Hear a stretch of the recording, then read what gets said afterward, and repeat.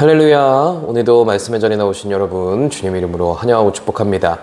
오늘 우리가 함께 묵상할 하나님 말씀은 마태복음 6장 9절에서 13절까지 말씀입니다.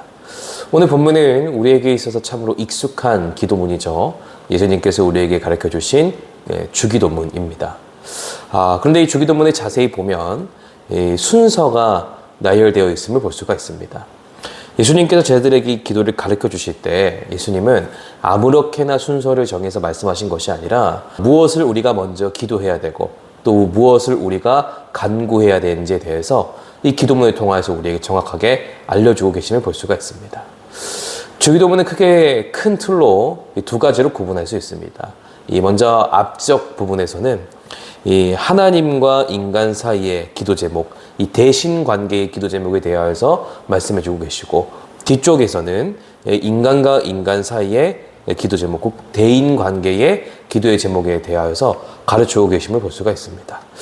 예수님께서 이 기도를 통해서 우리에게 알려주시는 기도의 모범, 또 그 기도의 순서, 기도의 의미는 무엇일까요? 우리 함께 말씀을 살펴보면서 그 의미를 깊이 돌아볼 수 있는 저와 여러분이 되기를 간절히 소망합니다. 먼저 9절 말씀에 보면은 이렇게 시작합니다. 그러므로 너희는 이렇게 기도하라. 하늘에 계신 우리 아버지여, 이름이 거룩히 여김을 받으시오며 라고 기록하고 있어요. 구약 성경에 보면 이 아버지라는 표현이 거의 등장하지 않습니다. 설령 한 번씩 등장한다 하더라도 한 개인이 하나님을 아버지라고 고백하는 것이 아니라 그 이스라엘 백성 전체가 하나님을 아버지라 고백하는 표현들은 사용이 되기도 했죠. 그런데 오늘 본문의 말씀에서 예수님께서는 하나님 아버지를 개인적으로 아버지라 고백하라고 말씀하고 계심을 볼 수가 있습니다. 주님께서는 왜 우리에게 하나님 아버지라고 고백하라고 이야기했을까요? 여러분, 우리가 하나님께 기도할 수 있는 이유가 무엇입니까?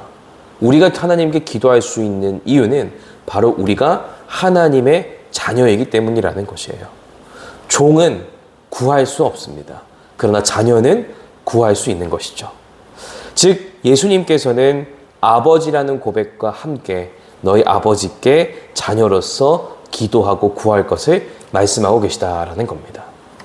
그런데 예수님께서 말씀하시기를 우리가 아버지께 가장 먼저 구해야 할 기도는 나의 필요가 아니라 그분의 이름이 거룩히 여김을 받는 것에 대하여서 먼저 기도해야 된다라고 가르쳐주고 계시다라는 겁니다. 여러분, 이것은 우리의 기도의 순서가 무엇이 먼저가 되어야 되는지에 대해서 예수님께서 분명하게 알려주고 계시는 말씀이에요. 여러분, 우리의 기도는 나의 문제와 필요를 먼저 아뢰는 것이 아니라 언제나 하나님 아버지의 이름이 존귀하게 여겨지고 높여지는 그 마음을 먼저 기도할 수 있어야 된다라는 것을 예수님께서 우리에게 가르쳐주고 계시다라는 겁니다. 우리의 기도가 무엇으로 먼저 시작해야 되는지, 무엇이 최우선순위에 있어야 하는지를 이 말씀을 통해서 우리가 기억할 수 있어야 되는 것이죠. 그리고 이어지는 10절에 보면 나라가 임하시오며 뜻이 하늘에서 이루어진 것 같이 땅에서도 이루어지이다 라고 기록하고 있습니다. 예수님께서는 하나님 아버지의 이름이 높임받기를 구한 다음에 우리가 기도해야 될 것에 대하여서 그분의 나라와 그분의 뜻이 이 땅에 이루어지기를 위해서 기도해야 함을 가르쳐주고 계세요.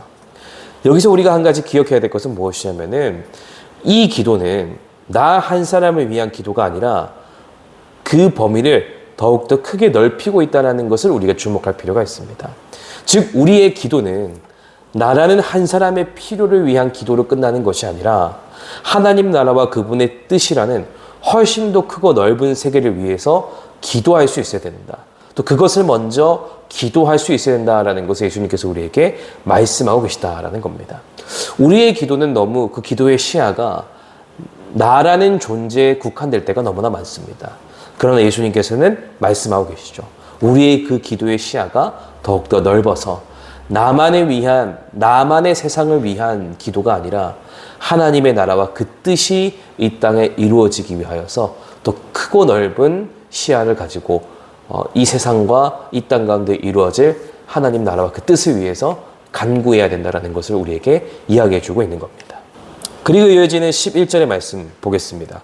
11절 말씀에서는 이 기도의 흐름이 바뀌고 있음을 우리가 볼 수가 있어요. 11절 말씀입니다. 오늘 우리에게 일용할 양식을 주시옵고. 여기서부터 예수님께서는 대신관계의 기도의 제목에서 전환돼서 우리가 드려야 할 기도의 제목에 대해서 가르쳐주고 계세요.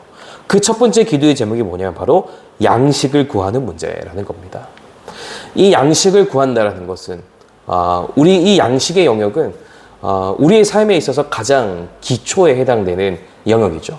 예수님께서는 그 우리의 삶의 가장 기초적인 것도 하나님께 기도할 수 있어야 된다는 것을 말씀하고 계십니다. 자, 근데 여기서 우리가 기억해야 될 것은 무엇이냐면 기도의 흐름으로 쭉 봤을 때 이 11절의 이 일용할 양식에 대한 주제는 조금 뜬금없는 주제처럼 느껴지고 또 앞전의 두 가지 기도 제목과는 조금 분리된 느낌처럼 다가오기도 합니다. 그런데 우리가 기억해야 될 것은 무엇이냐면 이 11절의 기도도 사실은 앞전에 나온 두 가지 기도의 제목과 분리되지 않는다라는 것이에요. 연결되는 기도의 제목이다라는 겁니다. 여러분, 우리가 일용할 양식을 통해서 얻을 수 있는 것이 무엇입니까? 바로 하루를 살아갈 수 있는 힘을 얻을 수 있습니다. 그런데 여러분, 우리가 매일매일 일용할 양식을 통해서 힘을 얻는 것은 결국은 앞전의 기도의 제목을 이루기 위함이라는 것을 우리가 기억할 필요가 있습니다. 무슨 말이냐? 하나님의 이름이 거룩히 여김을 받고 그분의 나라가 임하게 하기 위하여서 우리는 매일매일 그 일을 감당하고 그것을 위해 기도하기 위하여서 하루를 살아갈 힘과 하루를 살아갈 수 있도록 힘주는 일용할 양식이 우리에게 필요하다라는 것을 우리가 기억할 필요가 있다는 거예요. 즉 여러분, 우리의 필요는 그 자체가 목적이 아니라 우리의 사소한 필요 또한 하나님의 나라와 영광을 위한 수단이 될 수 있어야 된다는 것을 이 말씀을 통해서 우리가 돌아볼 수 있어야 된다는 겁니다. 그리고 이어지는 12절 말씀을 보면은 우리가 우리에게 죄 지은 자를 사하여 준 것 같이 우리 죄를 사하여 주시옵고 라고 기록하고 있어요. 예수님께서는 여기서 두 가지 기도를 나란히 보여주고 계십니다. 첫 번째로는 우리가 하나님께 용서를 구하는 것과 하나는 우리가 다른 사람을 용서하는 것, 두 가지를 제시해 주고 계시다라는 거예요. 여러분, 우리는 종종 하나님께 용서를 구하면서 정작 내 곁에 있는 누군가를 나는 용서하지 못할 때가 많이 있습니다. 하지만 예수님께서는 말씀하시죠. 내가 너희를 용서한 것 같이 너희도 용서하라. 받는 것으로 끝나는 것이 아니라 너희도 똑같이 하라고 말씀하시고 또 그것을 기도 가운데에서 우리에게 가르쳐주고 계시다라는 겁니다. 여러분, 내가 받은 용서와 내가 베푸는 용서는 결코 떨어질 수 없다는 것을 우리는 기억할 필요가 있습니다. 나는 받고 하지 않는 것이 아닌 나도 받은 것과 같이 나도 베풀 수 있어야 된다는 이것이 하나가 된다는 것을 우리가 이 기도를 통해서 기억할 수 있어야 되는 것이죠. 예수님은 우리에게 그렇게 하기를 위하여서 기도하라고 말씀하고 계시는 겁니다. 그리고 13절을 끝으로 주기도문이 끝나게 됩니다. 13절 말씀에 우리를 시험에 들게 하지 마시옵고 다만 악에서 구하시옵소서. 나라와 권세와 영광이 아버지께 영원히 있사옵나이다. 아멘. 여러분, 이 기도는 사실 겸손의 고백이다라는 것을 우리가 기억할 필요가 있습니다.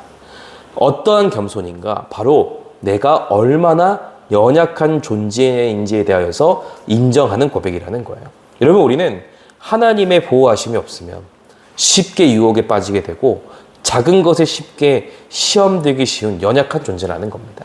그렇게 우리는 날마다 이 기도를 통해서 또 이 기도를 하나님께 올려드림을 통해서 오늘도 죄악의 공격으로부터 나를 지켜주시는 하나님의 은혜를 간구하고 얻을 수 있어야 된다는 것이에요. 그 은혜와 그 힘이 없다면 우리는 너무나 쉽게 무너질 수밖에 없는 연약한 존재이다.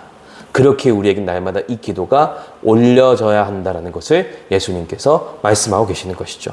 여러분, 우리가 그렇게 기도할 때 하나님께서는 이 연약한 우리를 지켜주시고 보호해 주시고 또 함께 동행해 주실 줄 여러분들 믿으시기 바랍니다. 우리 모두 그러한 기도를 가지고 주님 앞에 나아가는 저와 여러분이 되기를 간절히 소망합니다. 오늘도 우리는 이 본문의 말씀과 함께 두 가지 질문을 가지고 함께 묵상의 자리에 나아가기를 원하는데요. 첫 번째로, 나는 기도할 때 나의 필요보다 하나님의 이름과 나라를 먼저 구하고 있는가? 여러분, 오늘 여러분들의 기도 가운데에서 무엇이 가장 먼저 고백되고 있는가? 우리가 함께 그것을 돌아보면서 나의 기도의 우선순위가 어떻게 변화되어야 되는지에서 함께 돌아볼 수 있는 저 여러분이 되기를 간절히 소망합니다.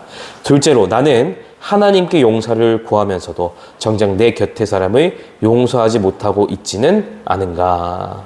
주님이 나를 용서해 주신 것 같이 나도 누군가를 용서하고 있는가? 아니면 그렇지 않은가? 이 말씀 앞에 우리를 진실하게 돌아보면서 나아가는 저와 여러분이 될 수 있기를 간절히 소망합니다. 하나님은 오늘도 우리를 자녀 삼아 주시고 아버지의 이름과 나라를 먼저 구하는 기도의 자리로 우리를 부르시고 계심을 여러분들 기억하시기 바랍니다.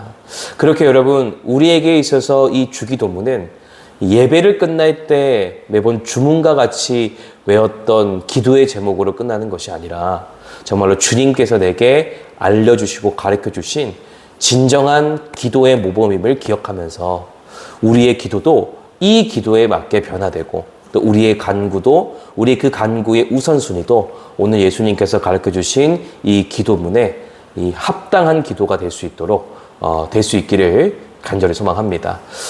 우리 이렇게 기도하고 살아가는 우리 가운데에 하나님께서 함께 하실 줄 믿습니다.